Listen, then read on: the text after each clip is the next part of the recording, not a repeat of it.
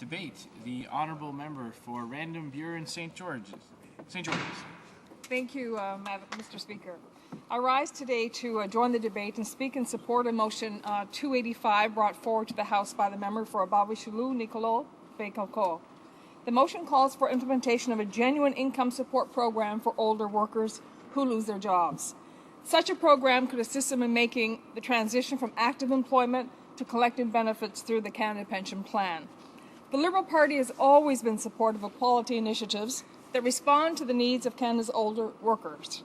Mr. Speaker, I'm sure all of us are aware of people, hardworking Canadians, who are unable to secure employment in today's difficult job market.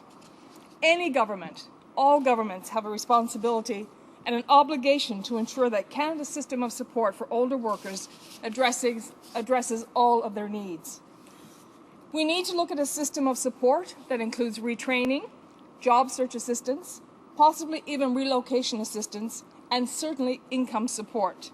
Because the reality is that there are older workers who will not want to be retrained for any number of reasons. They may not want to relocate for any number of reasons, many of which would be age.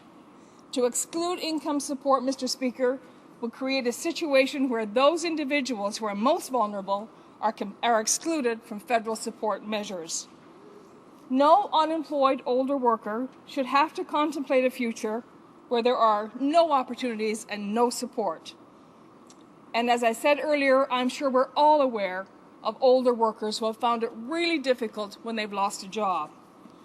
I know of an individual, and his name is Gabriel, who in fact found himself in hard times, out of work, a wife who was sick, no kind of drug support program, 2 children who could not find employment.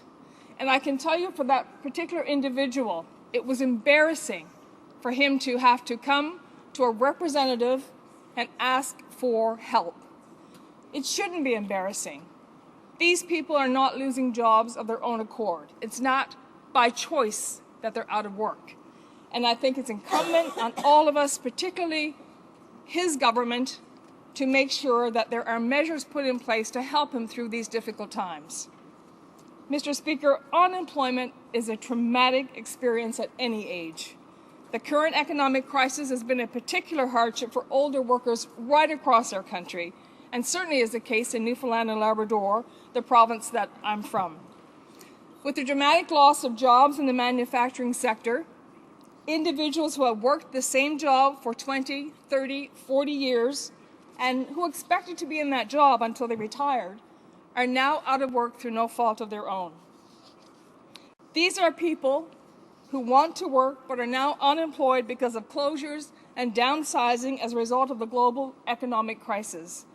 Although many older workers are highly experienced, they are finding it challenging to obtain employment. Mr. Speaker, programs that offer training, employment assistance, and skill upgrades will be beneficial to many of the unemployed, both older and younger workers. However, we know that older workers demand special consideration. We cannot ignore those individuals who have contributed to their communities, to the economy, and their own financial well-being for many, many years, only to now find themselves unemployed when they are on the verge of retirement. People in the riding of Random Buren St. George's know the importance and the necessity of employment support programs. It is also a riding that is home to many older workers. Mr. Speaker, I represent a riding with a population that is older than the national average, that is largely rural, and as a result, again through no choice of their own, where most of the employment is seasonal in nature. There is no doubt that older workers in rural areas will have more difficulty finding jobs when they are displaced. When a plant closes in a single industry community, we often see young families relocate for employment. But older residents have spent their entire lives in that community, and they find it much more difficult to move. They own their own home. They own their vehicle, if they have one. They own what they have. All of their earthly possessions they own. They have worked very hard to acquire these particular assets. So, Mr. Speaker, asking them to uproot and move to another province at a time when they may not even find employment in that other province. But to take on a mortgage, to take on the responsibility of a car, to have to find a means of earning a living is very difficult for someone who's at an age where retraining may be difficult for them, relocating even much more difficult. In the riding of Random Buren St. George's, many residents have to leave home in search of employment. It's not uncommon for people throughout Newfoundland and Labrador to have to leave home to find employment. And what we witness is many people leaving home, going away, leaving their families behind in order to be able to provide for that family. Because to bring the family and to have to buy a home or rent a home would not be worth their while in terms of being able to actually provide for their family. So what is happening, Mr. Speaker, that these people move away, many of them at an age, they're in their mid-50s, early 60s, leaving their families behind, coming home after 3 weeks employment or 4 weeks employment, spending a week depending on the arrangement that's been made, and then going back to their work, whether it's in Alberta, in Ontario, or some other part of our country, or up north. Mr. Speaker, this economic crisis will leave a string of ghost towns right across the country if, in fact, any of these people decide we are going to take our families with us. It's a serious issue for rural communities in particular, and unless this government takes more forward-looking action that looks at the needs of the entire community, and particularly the needs of older workers who have been laid off and not been able to secure new employment, then we are indeed going to see a lot of our communities fall by the wayside. There are residents living in the riding I represent who would benefit greatly from implementation of a support program for older workers. And I find it puzzling and somewhat upsetting that this Conservative government has such little regard for these people and the employment challenges they face on a daily basis. I believe it is a responsibility of government to bring forward initiatives that are inclusive and also responsive to the reality of the situation at hand. The Liberal opposition supports quality programs that meet the needs of all of Canada's older workers. In fact, during the 2006 election campaign, the Liberal Party called for the development of a pan-Canadian national older worker strategy that incorporated skills upgrading, flexible work environments, and community-level partnerships and combined training with job placement services. Previous Liberal governments have brought forward initiatives to help older workers in their efforts to find and retain employment. The Older Workers Pilot Projects Initiative and the Canada's Workplace Skills Strategy in 2004 were designed to help workers enhance their skills and keep pace with the evolving workplace requirements.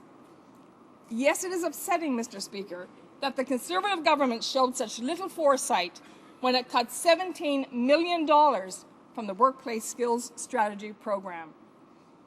Mr. Speaker, we know that older workers face added challenges in obtaining work. They tend to remain out of work for a longer period of time. And rightly or wrongly, employers have demonstrated a tendency to look to younger employees who are assumed to be more competent in new technologies. More often than not, regrettably, experience is not looked upon as a tremendous asset when you're looking to hire employees. The minority Conservative government has cut several programs aimed at assisting workers.